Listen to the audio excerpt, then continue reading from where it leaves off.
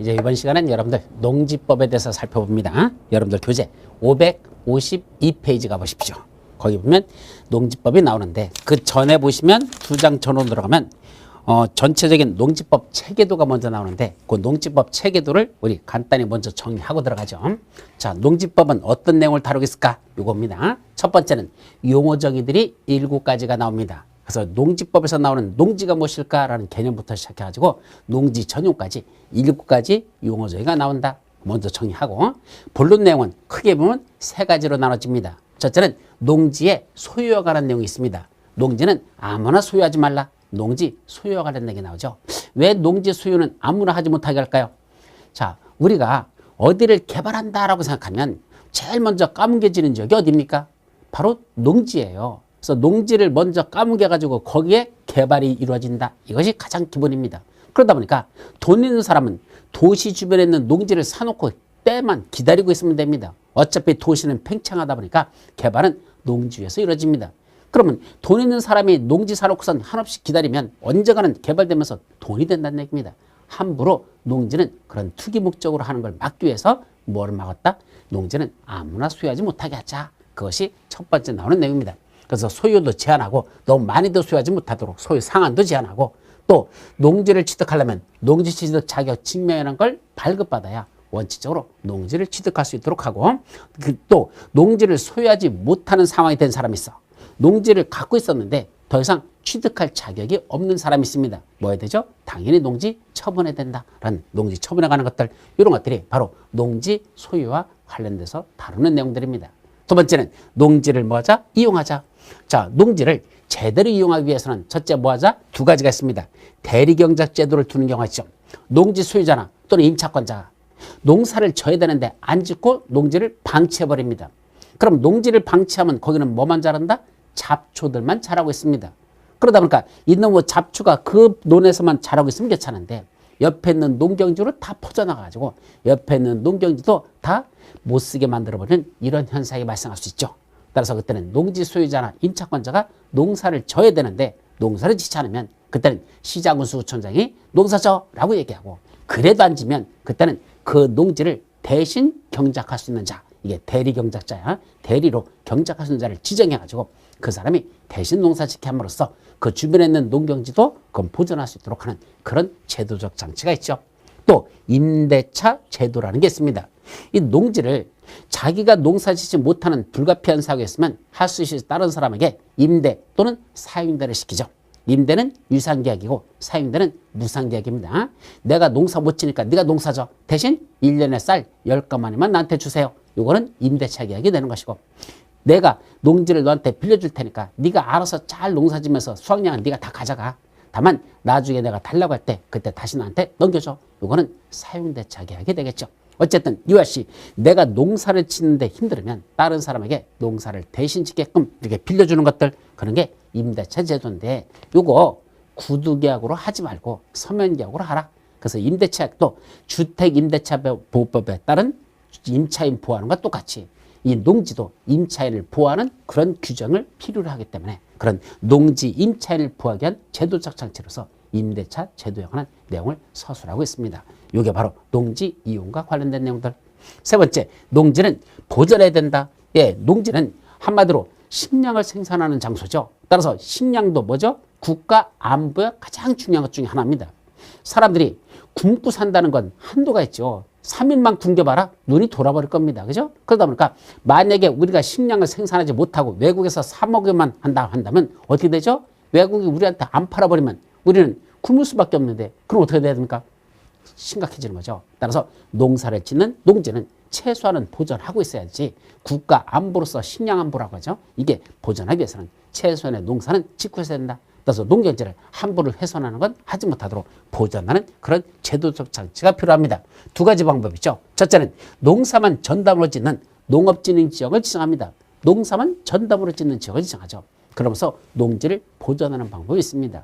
두 번째는 어차피 농지를 까뭉개가지고 개발이 이루어진다 그랬잖아. 그때 농지를 까뭉개는 걸 뭐란다? 농지 전용이라고 부르고 그 농지 전용은 함부로 하지 못하게 규제하자. 예, 농지 전용 아무나 할 수 있도록 하면 안 되겠다. 그걸 농지 전용하려면 원칙적으로 허가받아라. 경미한 건 신고하라. 또 행정청 등이 했을 때는 농지 전용하는 걸 협의하라. 또 타용도로 일시적으로 쓰고 싶으면 타용도의 시사용 허가를 받거나 신고를 해야 되고 농지를 다른 용도로 전용하는 자들은 농지 보존 부담금이라는 걸 부과해서 함부로 전용하지 못하도록 하자라는 이런 것들이 바로 농지 전용을 함부로 하지 못하게 규제함으로써 농지를 보존하는 방법, 이런 것들이 전부 다 무슨 법? 농지법에서 나오는 내용이 되겠습니다. 자, 그럼 이제 첫 번째로 나오는 게 바로 농지와 관련된 개념들이 나옵니다. 농지법에 나오는 용어 정의들. 자, 여러분들 교재 552페이지로 가보시죠. 맨 밑에 용어 정의에서 뭐가 나옵니까? 제일 먼저 나오는 게 농지라는 게 무엇이냐라는 얘기입니다. 그래서 농지는 원칙적인 거와 농지에 예외적으로 농지에 포함되는 거, 이렇게 나눠서 보도록 하죠. 그럼 원칙은 뭐가 농지랍니까? 그 밑에 전답 과수원, 그 밖에 법적 지목을 불문하고 실제로 농작물 경작지 또는 다년생식물의 재배지로 이용된다면 이게 농지다라고 됐습니다. 다시 말하면 농지가 돼서는 전, 답, 과수원, 이게 농지입니까? 아니랍니다. 이걸 뭐한다? 불문한다. 묻지 않는다 그랬습니다. 그럼 전답과수원은 뭐죠? 법적 지목을 말합니다. 우리 법적 지목은 28가지가 있다라는 거 지적법에서 배우실 겁니다. 그럼 28가지 중에서 원래는 전이 뭐죠? 밭전자, 논답자, 과수원. 밭이나 논이나 과수원. 이것이 원래는 농지라는 개념에 들어가는 그게 원래 지목입니다. 그런데 우리 법적 지목을 따진다? 안 따진다는 얘기입니다. 그게 중요한 게 아니고, 그럼 뭐가 농지란 얘기야? 이거 불문하고 실제로 뭐로 쓴답니까? 일정한 농작물의 경작지나 일정한 다년생식물의 재배지로 이용되는 토지라면 그건 전부 다 원칙적으로 농지라고 하자. 즉 법적 지목이 중요한 게 아니고 실제로 뭐로 쓴답니까? 농작물의 경작지 또는 일정한 다년생식물의 재배지입니다. 이때 다년생식물이 무엇인지는 대통령령으로 정하라고 따로 되어 있습니다. 그게 바로 여러분들 교재 보시면 다년생식물의 재배지 해가지고 그 박스 속에 들어있죠? 다음에 해당하는 식물을 재배하는 토지를 말한다. 재배라고 했으니까 기른다라는 뜻이 들어있습니다. 어떤 게 있죠? 첫째, 목초, 종묘, 인삼, 약초, 잔디 및 조림용 묘목을 기르고 있는 땅. 이것이 일정한 다년생식물의 재배지로서 이것도 뭐라 본다? 이것도 농지라는 얘기입니다. 따라서 벼를 기른다, 뭐 옥수수를 기른다, 거기다 뭐 포도 같은 걸 기른다, 이런 것들을 기르는 것만이 아니고 뭘 한답니까? 목초, 종묘, 인삼, 약초, 잔디 이런 걸 기른다. 또 더 내려가서 과수나 뽕나무나 유실수, 그 밖에 생육기간이 2년 이상 되는 식물을 기른단다. 이것도 뭐라 본다? 그것도 여기서 보는 다년생식물의 재배지로 본다. 또 조경이나 관상용 수목과 그 묘목 이런 것들을 기른다면 이것은 전부 다 뭐로 본다? 다년생식물의 재배지로서 그것도 농지로 본단다. 따라서 꼭 벼라든지 어떤 보리라든지 옥수수라든지 이것만 재배하는 게 농지가 아니고 이런 일정한 다년생식물을 재배하면 이것도 농지로 본다. 이런 말이죠.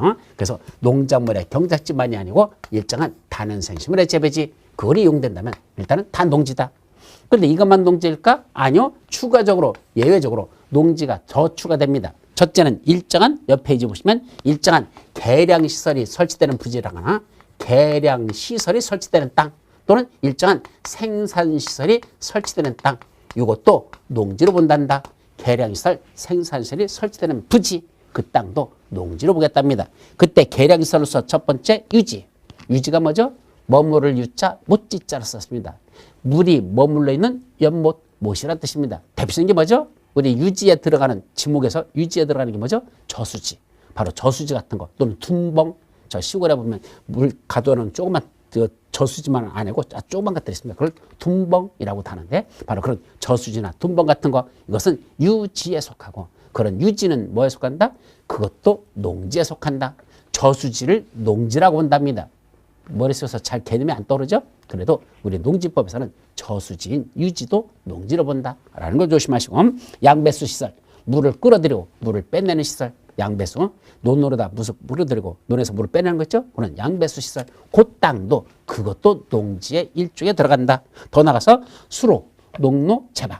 수로는 물줄기가 흘러가는 땅을 말하고, 농로는 저 경위 같은 게 다니는 그런 땅을 말하죠. 농로는 도로가 아니라는 걸 조심하시기 바랍니다. 농로도 농지의 일종에 들어간다라는 걸 조심하시고 제방, 예, 제방뚝도 뭐로 본다? 농지로 봅니다. 따라서 여러분들이 저 꽃피는 춘사월 돌아가지고 제방에 쑥 캐러 갑니다. 약주 캐러 갑니다. 그때 쑥만 캐서는 안 됩니다. 제방뚝에 올라서서 뭐라고 외쳐라? 이 제방도 농지다라고 외친 다음에 쑥을 캐는 것이 합격의 지름길이라는 걸 기억해 두도록 합니다. 자, 그 밖에 이런 것들이 들어가는데 니은은 몰라도 됩니다. 기억, 동그라미 기억에 있는 것만 정리하시죠. 두 번째, 일정한 생산시설. 이때 생산시설로서 대표적인 거 첫째, 고정식 온실. 고정식 온실이라는 건 우리 유리 같은 거로 된 온실 있죠? 그런 게 고정식 온실입니다. 또 버섯 재배사. 예, 버섯을 기르려고 막사식으로 만들어 놓은 거죠. 이것도 땅도 그 땅도 농지입니다. 또 비닐하우스 설치된 땅 이것도 농지입니다. 비닐하우스 설치된 땅 이것도 농지다. 그 밖에 축사나 곤충 사육사, 예, 축사는 돼지우리, 소우리 이것도 농지입니다. 축사도 축산업을 영위하잖아. 우리 축산 농가라고 표현하잖아. 축산업을 하는 농민들, 그게 축산 농가죠. 바로 그것도 농지에 속해서 산다는 거.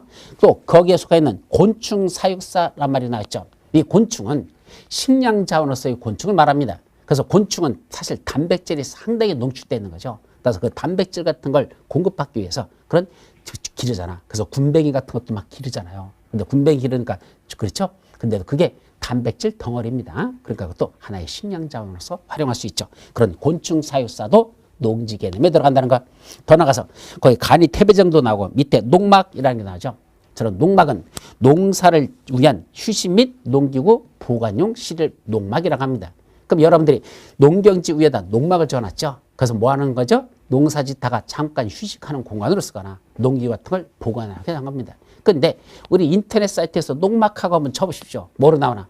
100% 주택으로 나옵니다. 사실은 왜 주택이죠? 농막도 그게 주택과 똑같이 지을 수 있습니다. 그럼 농막과 일반적인 주택과의 차이는 뭐란다? 예, 농막의 가장 약점은 거기서 기거하면서 살 수는 없더라. 먹고 자면서 살 수는 없다. 그것이 농막입니다. 그러면 먹고 자고 한다면 그건 주택으로 들어간다는 얘기죠. 그래서 농막은 먹고 자는 것, 그거는 형하지 않습니다. 다만 농사 짓다 보니까 뭐 해야 돼? 새참 같은 거, 점심 같은 거 배달 왔잖아. 어디서 먹어야 돼? 그럼 논바닥에 앉아서 먹습니까? 안 되잖아. 그다음에 농막에서 들어가서 식사 같은 거 할 수는 있습니다. 끓여 먹는 것도 지금은 허용합니다. 끓여 먹을 수도 있어. 근데 뭐 하는다? 낮잠 자는 것도 괜찮아. 근데 거기서 잠 자고 며칠씩 거기서 머물러서 계속 있는 것, 이거는 원칙적으로 허용되지 않는다. 먹고 자고 하는 걸 지속적으로 하는 거, 이거는 농막의 개념에 들어가지 않습니다. 그래서 이 농막에다 문제되는 게 뭐죠? 그럼 샤워장 같은 거 만들 수 있을까? 샤워장을 만든다는 건 또 응하면은 그 대변 물이 나가는 무슨 공간이 있어야 될 거냐. 그래서 뭐가 설치하는 게 중요할까? 정화조 설치할 수 있느냐 없느냐, 이게 문제됩니다. 그랬더니 이 정화조 시설에 대해서는 이 농막에 대해서 지방자치단체마다 다 다릅니다. 어떤 지방자치단체에서는 어떤 시군구에서는 그때 농막에 정화조 설치하는 걸 허용하는 지역이 있고 어느 지역은 허용하지 않는 지역이 있습니다. 이런 것조차도 국가에서 하나도 통일되지 않고 있다는 건 문제가 있죠. 옛날에는 무조건 설치해서 못하게 했었습니다. 그런데 2012년 이후부터는 농막에도 정화조 설치하는 데가 허용되는 지역이 훨씬 더 넓어지고 있습니다. 평창에 제가 어떤 산림을 사가지고 거기다가 일종의 그런 농막을 설치하려고 했더니 거기다 정화조 설치가 가능하냐 했더니 평창군에서는 허용되지 않는다고 해서 작년에 추진하다가 말아버리는 게 있습니다. 어쨌든 그런 정화조 시설이 있어야 사람들이 씻고 자주고 할 거 아니야. 근데 그게 허용되지 않는다면 사실은 기구하기가 어렵겠죠. 어쨌든 이런 것들에 대한 농막이라는 건 주택과 모양새는 똑같다. 그래서 사실은 이 농막이 좋은 게 뭐죠? 도로랑 접하지 않아도 농경지 위에다 농막을 지을 수 있습니다. 우리 건축법에서 나왔었어요. 그건 도로랑 접하지 않는 땅에도 농지법에 따른 이 농막은 건축할 수 있단다라는 거. 그러니까 도로랑 접하지 않아도 농막을 지을 수 있다는 이것이 장점인데, 문제는 거기다 그런 기거할 수 있다가 오래 지속적으로 거기서 먹고 자는 생활을 하는 건 그건 안 된다는 게 법적으로 현재 정해져 있다는 거. 자, 어쨌든 농막에 대해서는 조금 더 여러분들이 연구하는 것이 나중에 토지 개발하는데 좀 필요할 겁니다. 더 나가서 거기 뭐 간이 전 저장고, 간이 액비 저장조, 간이 액비 저장조로 했잖아. 액체 비료입니다. 액체 비료가 뭐죠? 사실 액비에 하면 여러분들 몸에서 나오는 것, 이게 액체 비료예요. 그죠? 그럼 응아 또는 오줌 이런 것들도 전부 다 나중에 뭐 하는 거? 거름 같은 거 만들 때 다 필요한 거잖아. 그런 것들은 전부 다 바로 뭐에 속한다? 농지 개념에 속하는 자료들, 그런 자리다라고 기억하시죠. 자, 문제는 553페이지 중간에 농지에서 제외되는 토지 세 가지가 있습니다. 그것도 시험 문제 잘 납니다. 농지에서 제외되는 것, 첫째는 지목이 전답 과수원이 아닌 토지랍니다. 자, 아까 원래는 전답 과수원을 따지지 않고 실제로 농작물의 경작지나 일정한 다년생 식물의 재배지로 이용되면 일단은 원칙적으로 뭐로 본다? 농지를 보고, 더 나가서 일정한 계량시설이나 생산시설이 설치되는 부지, 이것도 농지라 이렇게 해놓고 나서, 근데 그 말, 이것들 중에서 일부는 농지에서 제외된다, 다 들어가는 게 아니라 이 중에 농지가 아닌 것들이 있다라는 얘기입니다. 몇 가지가 있다? 세 가지야. 이거는 농지에서 제외된다라는 걸 조심합니다. 그 중에 첫 번째가 뭐랍니까? 법적 지목이 전답 과수원이 아니랍니다. 그럼 따져보자. 법적 지목이 따지지 않는다 그랬는데 이건 따졌네? 그럼 한번 상식으로 생각해보죠. 원래 법적 지목이 전답 과수원으로 돼 있습니다. 그래놓고 실제로 거기서 농사를 짓고 있습니다. 뭘까요? 당연히 농지입니다. 법적 지목이 전답 과수원이고 농사 짓고 있단다? 이건 누구도 이의를 제기할 수 없는 당연히 농지가 된다 이 말이죠. 근데 두 번째, 전답 과수원이 아니란 얘기입니다. 예를 들면 잡종지라든지 지목이 대라든지 또는 목장용지라든지 이런 거로 돼 있다는 얘기입니다. 그럼 그 농사 지으려고 한 땅입니까? 법적 지목이 전답 과수원이 아니라는 건 원칙적으로 농경지로 쓰려고 한 게 아니라는 얘기입니다. 근데 뭘 하겠다는 얘기야? 농사를 짓고 있다는 얘기입니다. 그럼 법적 지목을 따지지 않고 실제로 농작물 경작지 일정한 다년생 식물의 재배지로 이용되면 일단은 뭐로 본다? 농지로 본다 그랬잖아. 따라서 전답 과수원이 아닌데 뭐 하겠단다? 농사를 짓고 있단다. 그러면 원래는 뭐로 보기로 했는데 농지로 본다 그랬는데 그 중에서 농지가 아닌 게 있다는 얘기입니다. 어떤 걸까요? 아직 농사진 기간이 얼마밖에 안 된답니까? 3년 미만밖에 안 된답니다. 그럼 법적 지목이 전답 과수원이 아니라는 얘기는 원래는 농사 지으려고 한 땅이 아니란 뜻입니다. 근데 웃자다 보니까 농사를 짓는다 입니다. 근데 졌는데 몇 년밖에 안 된다? 3년 미만밖에 안 된대요. 그럼 저 땅 법적 지목이 전답 과수원이 아니면서 농사 지은 게 3년 미만이면 의구심이 든다는 얘기죠. 무슨 의구심이 들까? 저거 계속 농사 질 거야? 안 질 수도 있잖아. 전답 과수원이 아니니까. 그때는 농사 안 질 수도 있잖아. 그래서 아직은 3년 미만까지는 농지로 보진 않겠다. 원래는 농지로 본다고 해놓고 농지에서 제외시켜버렸습니다. 몇 년 미만밖에 안 될 때는 농사진 기간이 3년 미만밖에 안 되면 그건 농지로 보지 않겠다라는 걸 조심하시기 바랍니다. 그럼 법적 지목이 전답 과수원이면 어떻게 되죠? 농사 짓는 순간부터 그때부터 농지로 본다 이 뜻입니다. 전답 과수원이라 하더라도 농사 안 지면 그건 농지 아니에요. 안 농지예요. 농지가 아니죠. 근데 전답 과수원이면서 농사를 지면 짓는 순간부터 바로 농지로 보는 것이고, 그럼 전답 과수원이 아니면 원래는 농사 안 지려고 한 거잖아. 근데 그렇기 때문에 그거는 농사진 기간이 3년 미만밖에 안 되면 농지로 보지 않고 아직은 의구심이 드는 거야. 저게 농사 사람인가 보는 거고, 몇 년 이상 농사 졌다? 3년 이상 되면 전답 과수원이 아닌데도 불구하고 3년 이상 농사 졌다? 그때부터는 농지로 보겠다. 그때부터 농지입니다. 그래서 3년 미만이면 아직은 농지로 보지 않고 그건 지켜보겠다라는 의도가 들어있다는 거 그렇게 기억하시면 됩니다.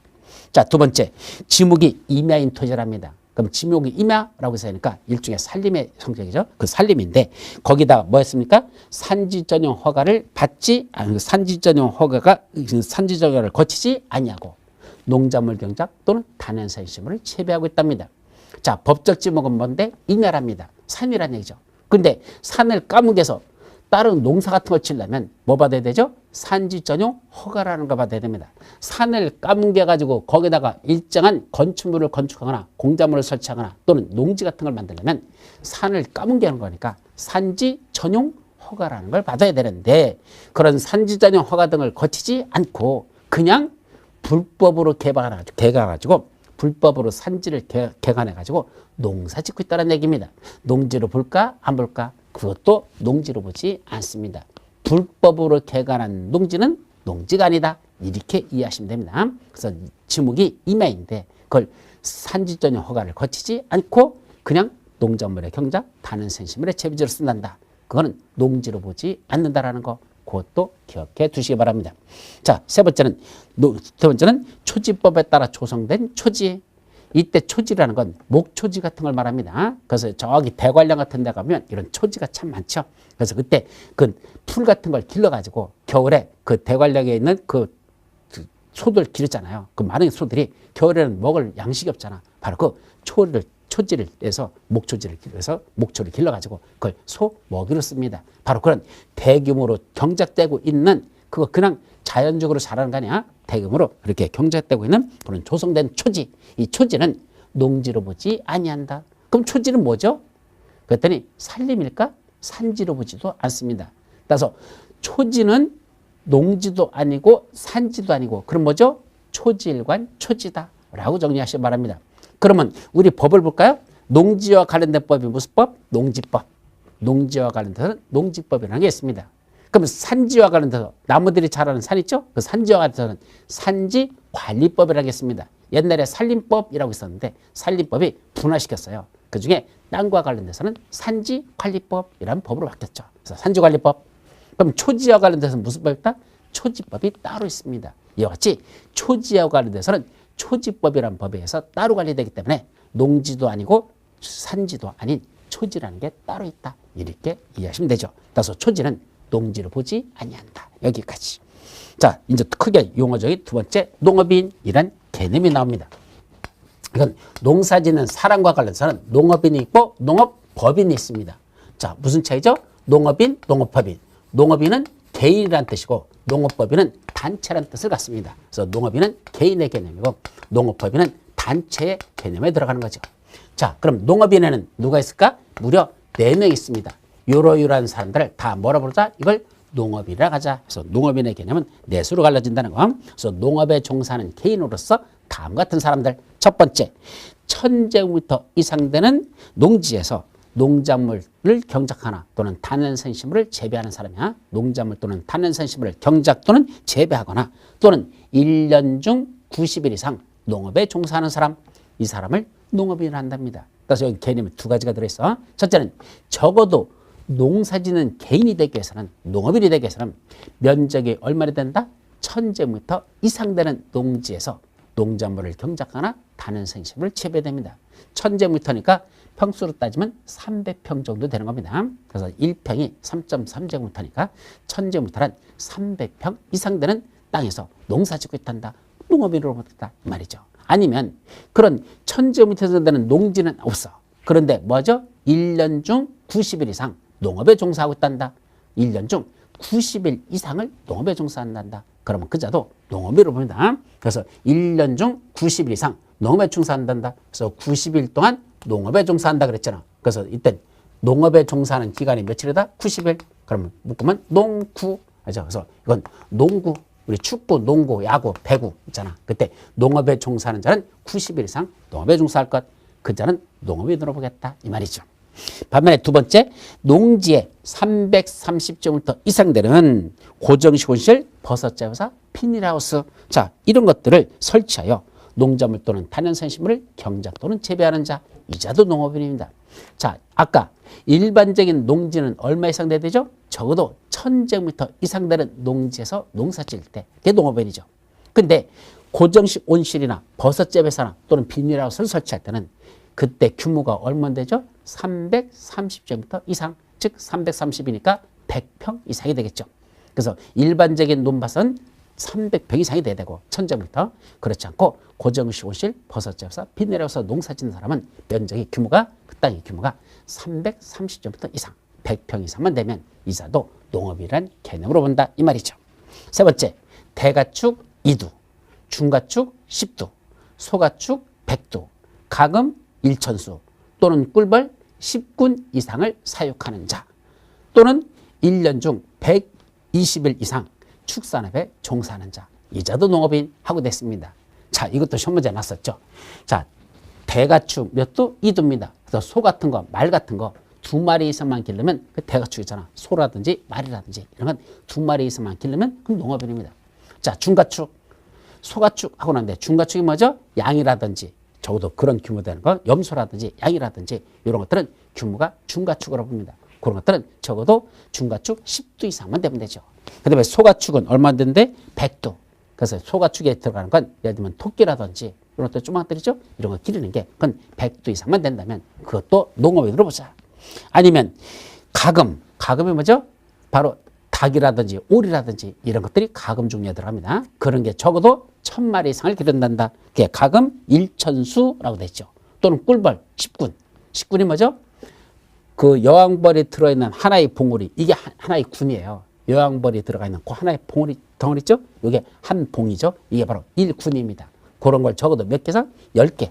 그런 여왕벌이 들어가는 걸 10개 정도만 이렇게 설치하고 꿀을 재배하고 꿀을 얻고 있다면 그 사람도 뭐에 속한다? 농업인에 속합니다. 따라서 대가축 2도, 중가축 10도, 소가축 100도, 가금 1천수 또는 꿀벌 10군 이상을 사육하는 자 또는 그랬으니까 앞에 있는 것들 중에 다 각각 하나씩만 충족해도 따라서 소 2마리만 길러도 뭐예요? 농업이네요. 소 2마리만 길러도 농업이다. 이런 요건 중에 하나만 충족하면 농업이 되죠. 더 나가서 1년 중 120일 이상 축산업에 종사하는 자.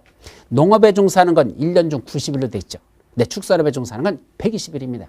그래서 이렇게 생각하면 돼. 진흙 밟고 돌아다니는 건 90일만 밟으면 농업일이지만 소똥 밟고 돌아다니는 건 120일을 밟아야 농업일이다. 소똥 밟는 사람이 훨씬 더 차별 대우를 받고 있습니다. 법적으로는 그렇다라는 걸 이해하시면 되겠습니다. 마지막 농업 경영을 통한 농산물의 연간 판매액이 120만 원 이상인 자.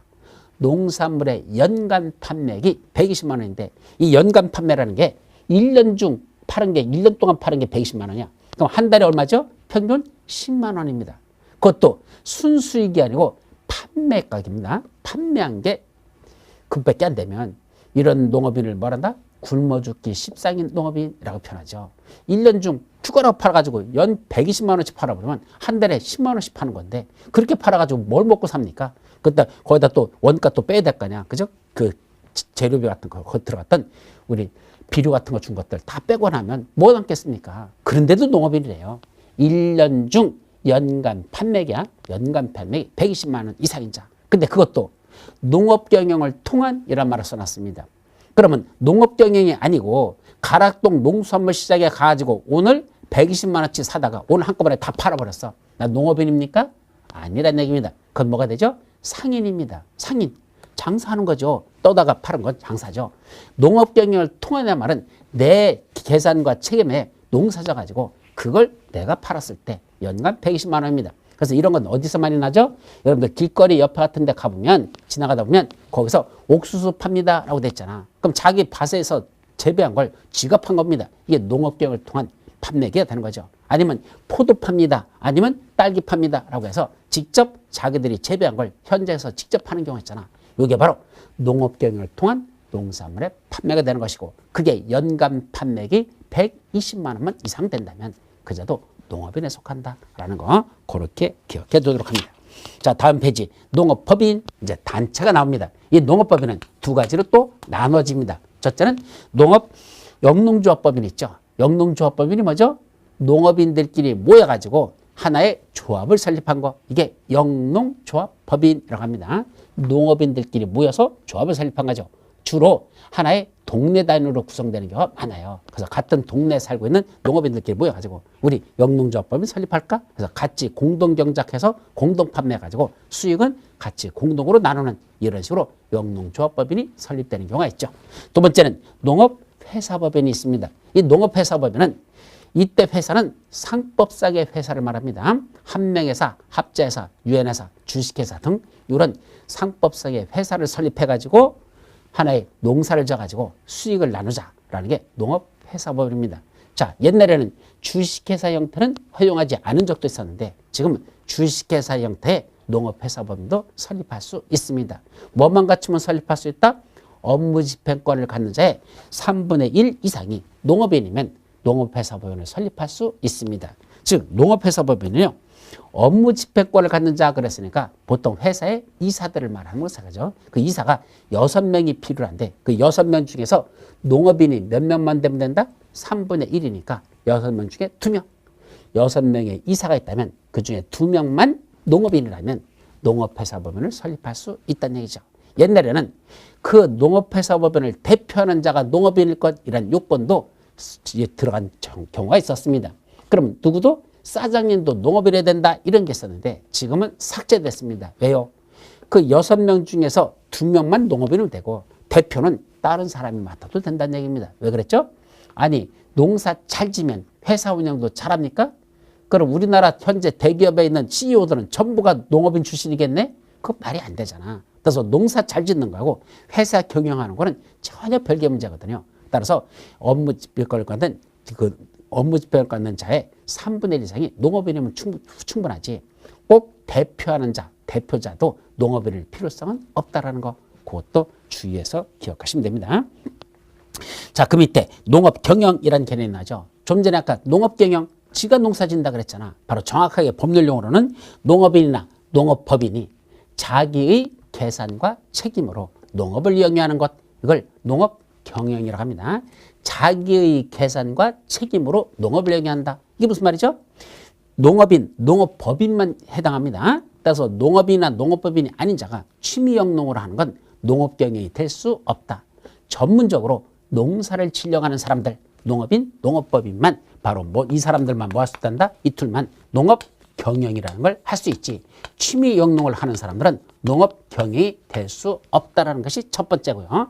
이때 농업 경영이 되기 위해서는 그런 농업인 또는 농업법인이 자기의 계산과 책임으로 농업을 영위한다. 자기의 계산과 책임이 뭐죠? 농사를 어떻게 질 것인지, 이때 생산량은 어떻게 낼 것이고 수익은 어떻게 낼 것인지 그 계산하는 것도 농업인 이 사람 스스로 이 사람들이 해야 되고, 그때 농사가 잘 됐네 못 됐네 된 책임도 누가 진다? 본인이 져야 된다는 얘기입니다. 그럴 때 그걸 뭐란다? 농업 경영이라 이렇게 말합니다. 그래서 농업인, 농업법인이 자기 계산과 책임으로 농업을 영위하는 것, 이게 농업 경영. 그게 연간 120만 원 이상 된다면 그 사람은 뭐가 된다까? 농업인이 된다 그랬잖아. 농업 경영을 통한 농산물의 연간 판매액이 120만 원 이상인 사람, 그것도 농업인, 이런 개념이 들어있었죠. 자, 자경, 스스로 자자, 경작할 경자를 썼습니다. 스스로 경작한다라는 뜻이죠. 근데 이 자경이 의미가 둘로 달라져요. 농업인하고 농업법인하고 자경의 의미가 다릅니다. 농업인은 첫째, 그 소유농지에서 제일 중요한 게 뭐죠? 소유농지란 말을 조심합니다. 농지는요, 소유농지도 있고 임차농지도 있습니다. 내가 사가지고 소유권 등기해가지고 내가 농사 짓는 건 소유농지, 남의 농지를 빌려서 농사 짓는 거 임차농지로 갈라지죠. 그때 자경이 되기 위해서는 반드시 내 농지에 된다는 것, 내 소유농지에서 뭐라는 겁니까? 농작물 경작 또는 다년성 식물의 재배에 상시종사하거나, 취미로 하는 게 아니고 내가 농사 짓는 걸 전문으로 한다, 이게 상시종사하거나, 아니면 농작업의 2분의 1 이상을 누구 동력을 한다? 자기의 노동력으로 경작 또는 재배하는 것 하고 되죠. 이때 자기라고 하는 건 법적으로 더 깊이 들어가 보면 이때 자기의 노동력은 자기 가족의 노동력을 말합니다. 그래서 자기라는 게 혼자가 아니고 자기 가족의 노동력을 여기서는 자기라고 표현하겠죠. 그래서 자기의 노동력은 자기 가족을 말하고 자기 가족의, 그러니까 보통 그 식구들이죠. 식구들끼리 농사 짓는 거 그렇게 짓는다면 그때 뭐로 본단다? 그게 자경이랍니다. 따라서 농업인의 자경은 첫째, 소유농지에서 농사져야 된다. 두 번째, 상시 종사해야 된다. 또는 농작업의 2분의 1을 자기 노동력으로 해야 된다. 그러면 그걸 뭐로 본다? 그게 자경입니다. 반면에 농업법인은 뭐만 하면 되죠? 그 자기 소유농지에서 농작물 경작이나 다른산식물에 뭐 한다? 재배하고 있다면 그것이 그냥 자경입니다. 그래서 농업법인은 자경의 개념이 간단하. 자기 땅에서 농사지면 그게 자경이야. 반면에 농업인은 자기 땅에서 농사진다고 다 자경이 아니고 자기 소유농지에서 농작물 경작에 상시종사하거나 아니면 농작업의 2분의 1 이상을 자기 노동력으로 할 때 그때만 자경이 된다. 다르죠? 자, 위탁경이 뭐죠? 자기가 농사를 짓는 건 맞아. 그러니까 농업 경영을 하는 건 맞다. 자기의 계산과 책임하에 농업을 경영하는 거, 이거는 맞아. 그런데 일손이 부족합니다. 내가 혼자 농사 짓게 되는 이 넓은 농지를 다 관리할 수가 없습니다. 그래서 사람들을 사가지고 일을 대신 시킵니다. 요번에 농사 짓는데 내가 일손이 부족하니까 네가 와서 좀 도와달라. 이것이 바로 일종의 위탁경이 되는 겁니다. 그러니까 내가 농사 짓는 건 맞는데 일손이 부족하니까 너한테 야, 하루 일당 얼마 줄게, 일주일에 얼마 줄게, 한 달에 얼마 줄게, 1년에 얼마 줄게 하고 사람을 사서 하는 거, 이것이 위탁경입니다. 그래서 법률용어로는 농지 소유자가 타인에게 일정한 보수를 지급할 걸 약정하고, 그러니까 결국 농지 소유자가 다른 사람한테 야 농사지인데 네가 와서 좀 도와줘라. 내가 하루에 얼마 줄게? 일주일에 얼마 줄게? 이렇게 약정하고 그 농작업의 전부 또는 일부를 그 위탁하여 행하는 농업경영. 농작업의 전부 또는 일부라고 했잖아. 그러니까 농작업의 전부를 맡기는 건 뭐죠? 내가 지금 병원에 입원해야 되니까 못하니까 네가 좋아서 일순 좀 도와달라. 전부를 맡기는 거죠. 아니면 오늘 내가 하는데 혼자 못하니까 같이 와서 우리 같이 할까? 이거는 일부만 맡기는 거죠. 그렇게 하는 뭘 말한단다? 농업 경영을 말한다라고 됐습니다. 농업 경영이니까 자기의 계산과 책임에 농사 짓는 건 맞는데 일손이 부족하니까 그 농작업의 전부 또는 일부를 위탁하는 거. 이거를 위탁경영을 한다. 이런 말이죠. 자, 이건 농지 전용이란 농지를 농작물의 경작이나 다는생식물 재배 등 농업생산 또는 농지개량 외의 용도로 사용하는 것. 자, 자기가 농사 짓고 있던 농지를 뭘 한단다? 농업생산이나 농지개량 외의 용도로 쓴다 그랬습니다. 그래서 농사 짓는 농업생산이라든지 농지개량하는 거 이런 거 이외에 다른 용도로 쓴다. 제일 많은 게 뭐죠? 농경지를 까뭉개고 거기다 건물을 짓는단다. 당연히 농지전입니다. 농사 짓고 있던 걸 농사 짓지 않고 다른 용도로 바꾼단다. 농사 짓지 않는 다른 용도로 바꾼다. 이게 바로 농지 전용의 개념에 들어갑니다. 다만 그 농지에다가 뭘 설치합니까? 일정한 계량시설이나 생산시설을 설치한답니다. 자, 예를 들까요? 제가 농경지를 논을 하나 가지고 있는데 거기 물이 안 들어가지고 저기서부터 물을 끌어들여서 거기다 수로를 냈습니다. 그럼 농지 안에다가 수로를 냈습니다. 그럼 수로는 뭐에 속하죠? 계량시설에 들어갑니다. 이 계량시설도 뭐에 속한다? 농지에 속한다고 그랬잖아.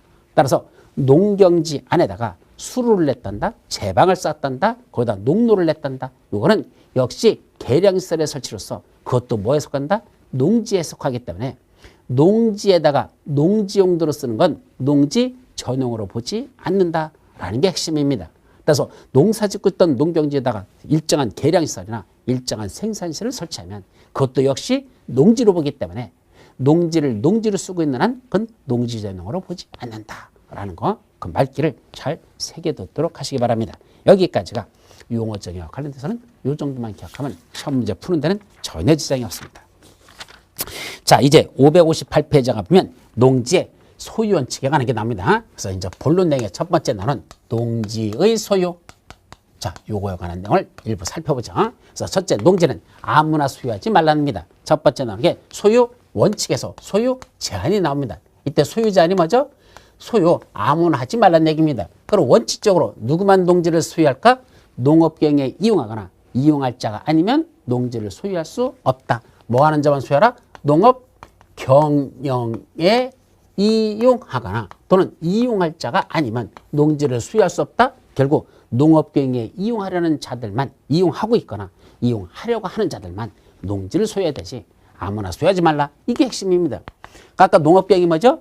자기 계산과 책임하에 농업을 영위하려고 하는 자들, 그 자들만 농지를 소유하지 그렇지 않으면 농지 소유하지 말라. 이게 대원칙입니다. 이걸 다른 말로 거기 경작유전의 원칙이라는 말을 써놨죠. 경작유전, 경작하는 자만 유전, 밭을 가질 권리가 있다 말이야. 경작하려고 하는 자만 밭을 가져라. 이런 원칙을 경작유전 원칙이라고 하고, 다른 말로 농업경영에 이용하려고 하나 이용하거나 이용하려는 자들만 농지를 소유할 것. 그러니까 지금 농사 짓고 있는 자는 농지 소유해도 됩니다. 지금부터 농사 짓겠다라고 하는 사람도 농지를 소유할 수 있다 이 말이죠. 그럼 이것만 있을까? 아니요, 예외도 있습니다. 어떤 예외죠? 농업경영에 이용하지 아니하는데도 그래도 농지를 소유할 수 있는 자들이 있습니다. 농업경영에 이용하지 않고 있는데도 농업경영 이용하지 않아요. 지가 자기 개성과 책임에 농사 짓는 거 아니야. 그래도 농지를 소유할 수 있는 자들이 줄줄이 사탕입니다. 그래서 한 거의 15개가 넘어요. 그래서 쫙 열거되어 있는데 이걸 다 외울 수는 없잖아. 그중에 몇 가지만 살펴보자. 첫 번째, 국가나 지방자치단체가 농지를 소유하는 경우. 예, 국가하고 지방자치단체는 행정청이잖아.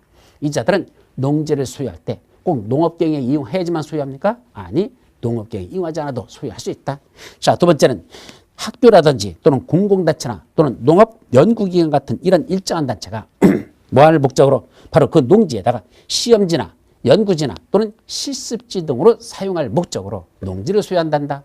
소유할 수 있다 없다? 그래도 할 수 있습니다. 다시 말하면 우리 옛날에는 농과대학을 했죠. 요새는 생명공학대학인가 뭐 이런 식으로 해. 생명공과대학인가 뭐 이런 식으로 되죠. 바로 이런 옛날엔 농대라는 거 있었죠. 또 농업고등학교도 있잖아. 이런 학교에서 농사 짓는 거에 대한 실험 실습용으로 농경지를 소유한답니다. 그거 농업 생산하려고 하는 거 아니거든. 농지개랑 하는 거 아니거든. 그런데도 실험 실습용으로 소유한다면 소유할 수 있다 없다? 농업경영에 이용하지 않아도 그래도 소유할 수 있다. 이 말이죠.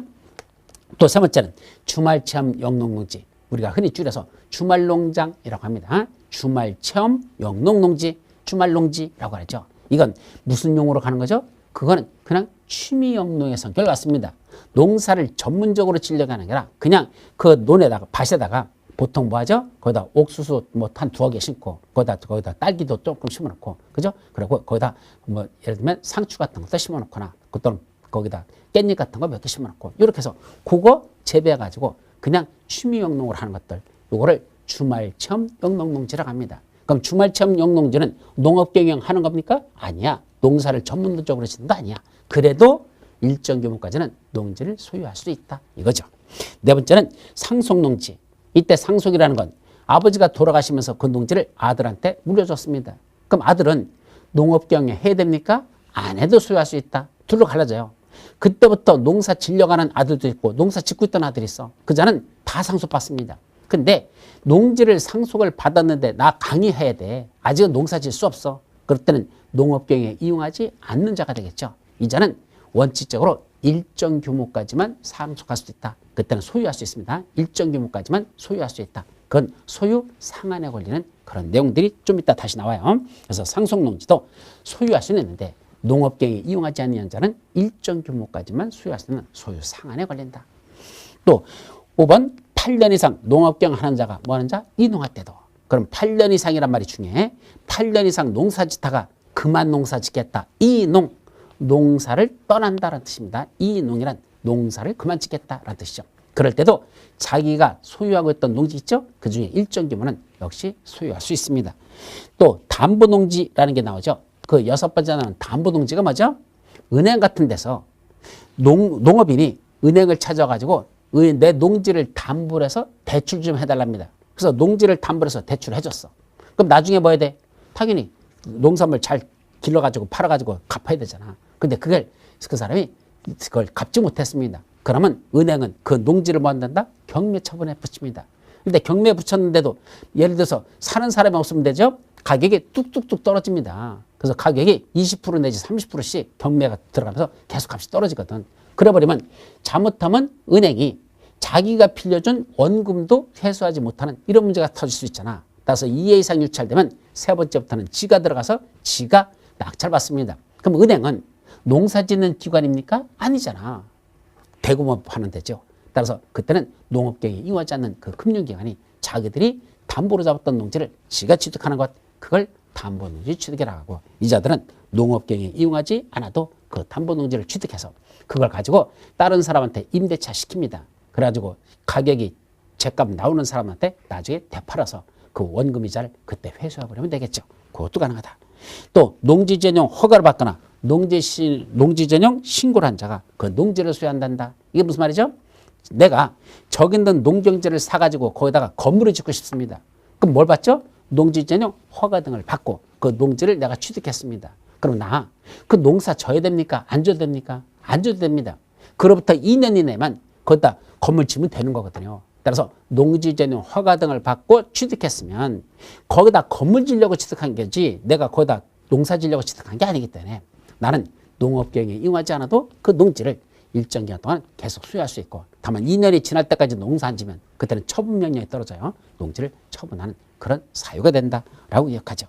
또 농지 전용 협의를 마친 농지, 이거는 행정청이 농지를 취득할 때, 예를 들면 어디에서 문화체육관광부에서 뭘 하겠답니까? 여기다 체육관을 짓겠답니다. 근데 그게 무슨 땅이죠? 농지입니다. 그럼 농지를 이번에 지들이 취득해가지고 거기다 체육관을 지려간단다. 그럼 체육관을 지려가면 그때는 농지 전용 협의를 하게 됐습니다. 그 허가권자한테 가서 그 농림축산식품부가 문화체육관광부에서 그 원래 농지 전용 허가권자 농림축산식품부 장관인데 거기 가가지고 농지 전용 협의를 합니다. 그래서 협의를 마쳤죠? 그러면 문화체육관광부가 농사 짓는 기관입니까? 아니잖아. 그래도 그 채권 집행 협의가 끝나면 농사 안 져도 그걸 소유할 수 있단다. 그런 것들이 바로 농지를 농업경에 이용하지 않아도 소유할 수 있는 사유들, 자 등등 그런 것들이 쭉 나와 있죠. 그 정도만 기억합니다. 그럼 두 번째, 농지를 임대하거나 사용하는 건 원칙적으로 가능할까? 원칙은 안 됩니다. 자기가 농사를 지어야 되지 남한테 빌려주는 거 안 된다는 얘기입니다. 그게 원칙이죠. 다만 박스 속에 1, 2, 3, 4, 5, 5가지 나와 있죠. 이럴 때는 임대 사용대가 가능하다. 그래서 임대 사용대는 원칙은 금지인데 예외적으로 가능한 경우가 있다라는 거. 예를 들면 그중에 동그라미 2번 보십시오. 질병, 징집, 취약, 선거에 따른 공직침 등등으로 인해서 일시적으로 농업경영을 못하게 된 사람이 있습니다. 첫째, 질병이 뭐죠? 병에 걸려서 농사 못 짓는다. 있을 수 있죠. 또 징집, 군대 가기 때문에 한 21개월 동안은 난 농사 못 짓는다. 있을 수 있죠. 취약, 어떤 학교 가는 것 때문에 여기서 내가 취약하는 게 학교를 가기 위해서 딴 데로 가기 때문에 여기서 농사 지을 수 없단다. 또는 선거에 따른 공직침, 내가 원래 농사 짓던 농업인인데 이번에 군수에 내가 당선돼 가지고 군수에 취임했습니다. 그럼 군수하면서 농사도 짓습니까? 어느 세월에 그렇게 바쁜 군수가 못하죠. 그러니까 쟤는 농사를 지금 지을 수 없으니까 내가 공직에 취임했는데 이것도 선거에 따른 공직이니까 나중에 한 4년 지나면 또 선거 다시 하죠. 그때 자기가 떨어지거나 그러면 어떻게 되죠? 다시 돌아서 그때부터 또 지가 농사 짓겠대. 그 공직에 취임해 있는 기간 동안만 다른 사람에게 임대 사용되는 거 가능하다. 이런 뜻이죠. 자, 또 하나 3번 보십시오. 60세 이상이 되어 더 이상 농업경에 종사하지 아니하게 된 자로서 대통령령으로 정하는 차가 소유하고 있는 농지 중에서 자기 농업경에 이용한 기간이 5년이 넘은 농지를 임대하거나 사용하는 거, 그건 괜찮답니다. 자, 첫째 조건은 나이가 몇 살이 된다? 60세가 넘어야 될 것. 그래서 60세 이상이 돼야 될 것. 두 번째, 더 이상 농사 짓지 못하게 됐다. 세 번째, 그 자기가 소유하고 있는 농지, 소유 농지 중에서만야 임차 농지는 안 됩니다. 자기가 소유하고 있는 농지 중에서 자기의 농업경영에 이용한 기간이 소유 농지 플러스 농업경영 이용 기간이 5년이 넘는다. 그러면 그 농지에 대해서는 뭐 할 수 있다? 다른 사람한테 임대 사용대 시켜놓고 자기는 임대료만 받고 먹고 사는 거, 이제 나이가 먹어서 더 이상 농사 못 지니까 그때는 곧 임대료 먹고 사는 건 그건 괜찮다. 이렇게 이해하시면 됩니다. 또 특례에 대한 제한, 농지법에서 허용된 경우 외에는 농지 소유에 관한 특례를 정할 수 없다. 무슨 말이죠? 농지법에서만 농지 소유에 관한 특례라는 건 농업경에 이용하지 않는데도 이렇게 소유할 수 있는 사람들, 아까 옆에 있던 바로 558페이지 2번 농지 소유에 특례 해가지고 쭉 1, 2, 3, 4, 6, 쭉 연결되어 있죠. 여기에만 농업경에 이용하지 않는 자도 소유할 수 있다는 건 이렇게 농지법에서만 규정해야 되지, 이 농지법에 없는 다른 법에서 뭐 예를 들면 월드컵 축구 4강에 들었단다? 걔들한도 농지를 뭐 30만 제곱미터는 소유할 수 있다. 아, 축구 선수가 축구하지 농사 짓습니까? 그런데도 30만 제곱미터를 소유할 수 있다. 그런 걸 무슨 체육진흥법에다 규정한다? 안 됩니다. 만약에 그런 사람도 농지를 소유할 수 있다라고 하려면 어디다 규정하라? 농지법 여기에다가 규정해야 되지. 그걸 체육진흥법 같은 법에서는 적용해서 그걸 규정해서는 안 됩니다. 이게 바로 농지법에서 허용되는 경우 외에는 농지 소유에 관한 특례를 정할 수가 없다는 얘기입니다. 자, 이게 첫 번째 농지 소유 제한에 관한 거죠. 두 번째는 뭐가 나죠? 소유 상한입니다. 너무 많이 소유하지 말랍니다. 이건 어디에 나오죠? 바로 여기. 농업경에 이용하지 아니하는 자들 중에서만, 농사짓지 않는 자 중에서만 몇 번? 3번, 4번, 5번 사유. 요 셋만은 너무 많이 소유하지 말라. 이것이 바로 소유 상한입니다. 농업경에 이용하지 않는 자 중에서도 농지를 소유할 수 있는 자들이 있는데 그 중에 3명은 너무 많이 소유하지 말라는 얘기입니다. 자, 아까 순서에서 3번이 뭐였었죠? 주말체험 영농농지. 3번 했죠? 4번이 뭐죠? 상속농지. 5번이 뭐였었죠? 8년 이상 농업경에다 이농하는 인농농지. 이렇게 3가지가 있었습니다. 그 중에 4번부터 먼저 보죠. 3번은 맨 마지막에 봐. 4번부터 나와 있습니다. 4번이 뭐죠? 상속농지. 그럼 부모로부터 상속받았으면 그건 원칙적으로 얼마까지만 소유하라?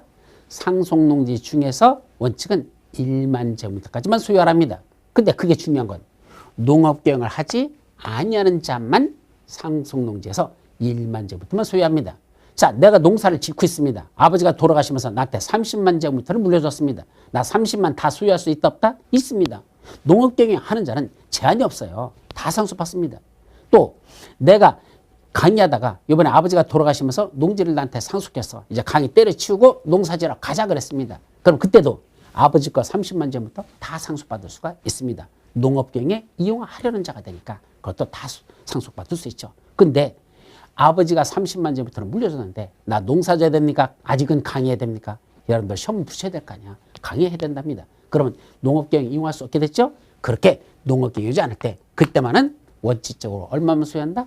1만 제곱미터만 소유하고 상속농지 중에서 1만만 소유하고 그럼 나머지 30만 중에서 29만은 어떻게 될까? 원칙은 처분사입니다. 원래는 처분하여야 한다라는 걸 조심합니다. 근데 그거요. 처분 안 해도 되는 경우가 있어. 1만 제곱미터는 내가 상속받아서 내 마음에 드는 사람한테 그냥 빌려주면 돼요. 어차피 나 농사 안 질 거니까 남한테 임대 사용대 시켜도 됩니다. 근데 문제는 나머지 29만은 어떻게 될까? 그건 내 마음대로 아무나 빌려주면 될까? 안 됩니다. 그 29만도 원래는 처분해야 되는데 29만 제곱미터도 내가 소유하고 싶으면 그때는 뭐 하면 되죠? 농어촌공사에다가 위탁시켜버립니다. 거기다 맡겨가지고 거기서 임대 사윤대하는 기간 동안은 그 29만 제곱미터도 초과농지도 전부 다 내가 소유할 수 있습니다.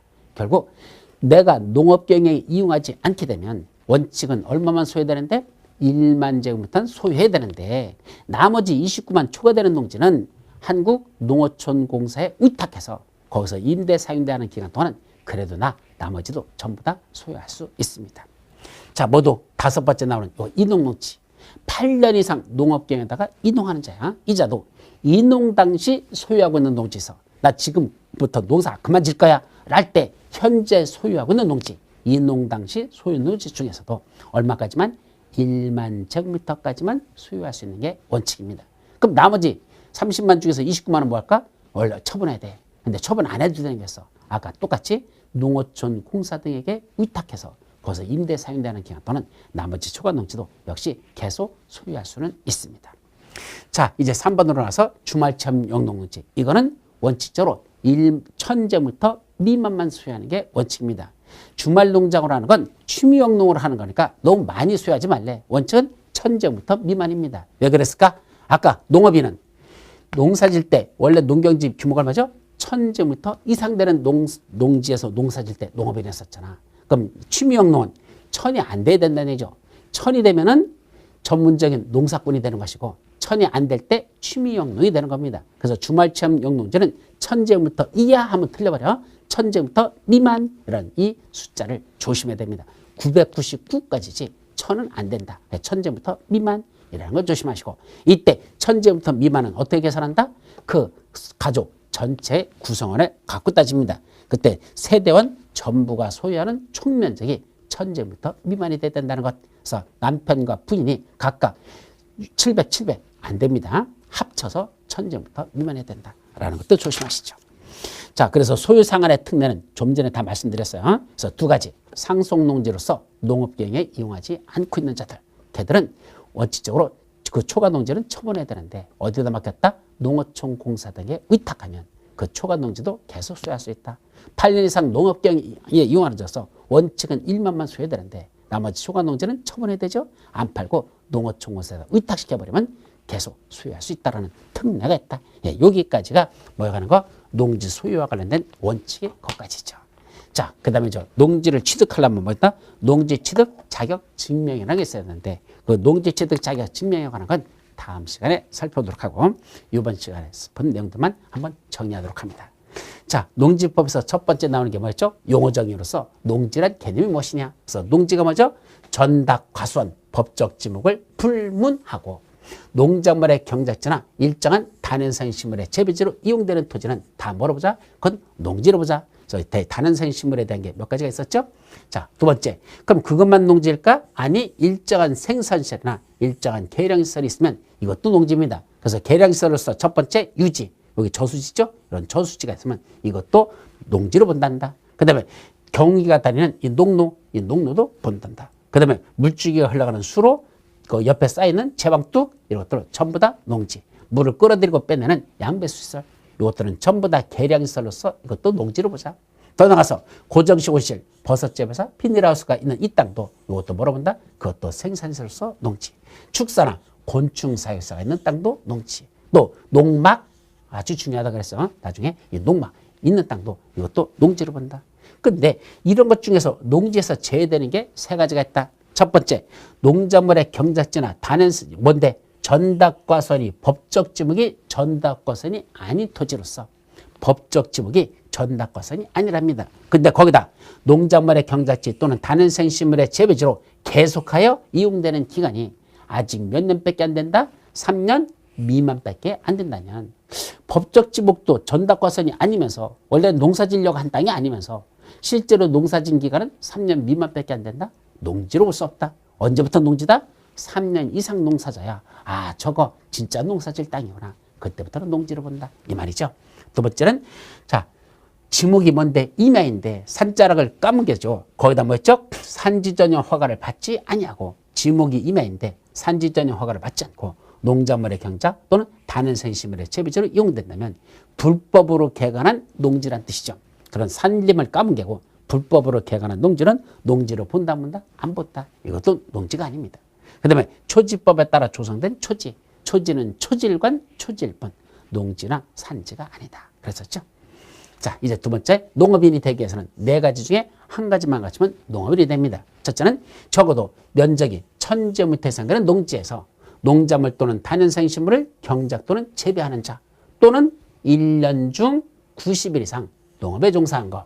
그래서 농구, 농업에 종사하는 게 90일, 농구 하는 사람은 이 사람은 농업인이다 이 말이야. 또 농지에다가 적어도 330제곱미터 이상 되는 고정식 온실이나 버섯잡사 비내로를 설치해서 거기서 농작물이나 단연생식물을 경작 재배하면 그자도 농업인. 그래서 고정식 온실, 버섯잡사 비내로서는 규모가 330제곱미터 이상일 때. 자, 세 번째 대가축, 소 같은 거 이거 2마리, 소 2마리죠. 그 다음에 여기 돼지 새끼 몇 마리? 중가축 10두, 돼지 새끼 10마리. 요거 뭐야 이거 토끼 기르는 거. 토끼는 소가축 100두. 그 다음에 여기 닭이 무지하게 많네. 닭은 1000마리, 가금 1000수. 또는 꿀벌 요거 하나하나가 한 봉이야. 이게 바로 10군. 몇 군? 이게 10군 있으면 이런 사람들은 뭐란다? 농업인. 또는 1년 중 120일 이상 축사업에 종사하면 이자도 농업인입니다. 네 번째는 농업 경영을 통한 자기가 이건 사실은 그림이 흑백이라서 잘 안 보이는데 이게 원래 딸기밭이에요. 그래서 딸기밭 써서 자기가 딸기를 길러가지고 지나가는 손님들한테 또는 전에게 그 딸기 농원에 찾아오는 사람들에게 그거 팔잖아. 근데 웃기는 게 있더라고. 딸기밭은 짓거리만 합니다. 근데 오는 손님은 버글버글됩니다. 근데 딸기는 줄기차게 나옵니다. 아, 내가 볼 때는 거기는 마법의 딸기장 같아요. 도대체 딸기 재배하려면 띡 해봤자 내가 볼 때는 그 바구니로 다 한 10개 정도 나올 것 같은데 하루에 실제로 파는 건 바구니로 100개도 더 팝니다. 참 신기한 딸기밭이죠? 하여튼 그런 데도 있습니다. 그거는 이거 충족하지 못한 겁니다. 어떤 거 농업경영을 통한 이게 잘못됐습니다. 그건 지가 사다가 딴 데서 사다 팔고 있는 거지. 그건 상인이지. 그건 농업인이 아니에요. 그럼 지가 재배해서 파는 게 바로 농업경영을 통한 농산물의 연간 판매액이 120만 원 이상 되면 이자도 농업인이다 이거죠. 자, 이때 농업인, 농업법인에 관해서는 아까 생략을 했어요. 그래서 농업법인이 뭐라고 했죠? 두 가지. 영농조합법인과 농업회사법인으로 구분됩니다. 이때 농업회사법인이 되기 위해서는 업무집행권을 갖는 자의 3분의 1 이상이 농업인일 것. 그건 꼭 기억하셔야 돼요. 거기까지.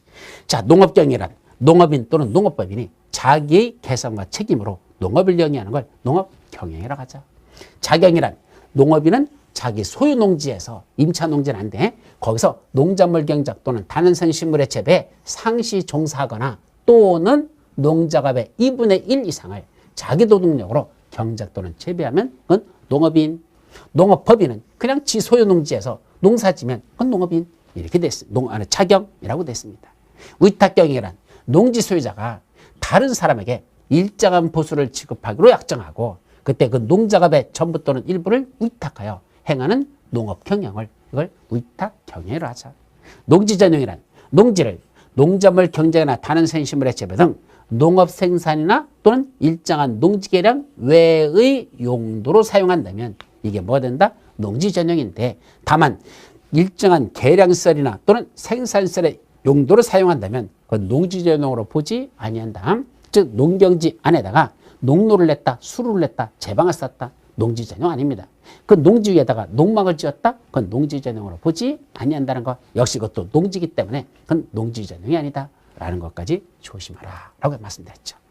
자. 자, 이제 소유 원칙 여기까지만 정리합니다. 농지는 아무나 소유하라? 아니요. 자기의 농업경에 이용하거나 이용할 자가 아니면 농지를 소유할 수 없는 게 원칙인데 예외 농업경에 이용하지 아니하여도 그래도 소유할 수 있는 자들이 있더라. 국가나 지방자치단체, 학교나 공공단체가 시험지, 연구지, 실습지를 사용할 때 주말체험 영농농지, 상속농지, 8년 이상 농업계하다가 농사 그만 짓는 인농농지, 담보농지, 농지재생 허가받거나 신고한 농지, 농지재생 협의를 마친 농지 등등 이런 것들은 원칙적으로 농업계획에 이용하지 않아도 농지를 소유할 수 있습니다. 그럼 농지는 임대 사용돼도 함부로 할 수 있을까? 안 됩니다. 농업경에 이용하지 아니할지라도 그 기간 중에 계속 농지를 소유할 수 있는 아니 농지를 임대 소유해서 임대 사용할 수 있는 사람이 있습니다. 농지는 원칙적으로 임대 사용대가 금지되지만 예외적으로 농지를 임대 사용되는 게 가능한 경우가 있더라. 그다음에 농지법에서 허용된 경우 외에는 농지 소유에 관한 특례를 다른 법에서는 함부로 정할 수 없습니다. 또 일중에 농업경에 이용하지 아니하는 자 중에서도 농지를 너무 많이 소유하지 말랍니다. 소유 상한. 첫째는 상속으로 농지를 취득한 자인데 핵심은 농업 경영에 하지 아니하는 자, 농사 짓지 않는 자로서 농지를 상속받았습니다. 얼마큼만 소유한다? 원칙 사용성 농지 중에서 1만 제곱미터까지만 소유합니다. 두 번째, 8년 이상 농업 경영하다가 인농하는 자도 인농 당시 소유 농지 중에서는 총 1만 제곱미터까지만 소유합니다. 그런데 그럼 나머지 초과 농지는 뭐 해야 되죠? 원칙은 처분하는 게 원칙입니다. 그럼 나머지 초과 농지는 상속농지, 인농농지에서 1만을 초과하는 것들은 원래는 처분해야 되는데 처분 안 해도 되는 경우가 있어요. 어떤 거죠? 한국농어촌 공사 등에 위탁하여 그래서 임대 사용되는 기간 동안은 그 기간 중에는 그 농지를 계속하여 소유할 수 있는 예외를 두고 있습니다. 자, 주말체험 영농농지도 원칙은 얼마만 소유한다? 총 1000제부터 미만만 소유하라. 1000제부터 이하 하면 틀려요. 1000이 안 되는 1000제부터 미만만 소유해야 되는데 그때 면적 계산은 1000이라는 면적은 어떻게 계산한다? 그 세대원 전부가 소유하는 총 면적이 1000제부터 미만해야 된다. 여기까지죠. 그래서 잠시 쉬었다가 이제 뭐 하는 거 농지 취득 자격증이 무엇인지부터는 마지막 시간에 살펴보도록 합니다. 쉬었다 가시죠.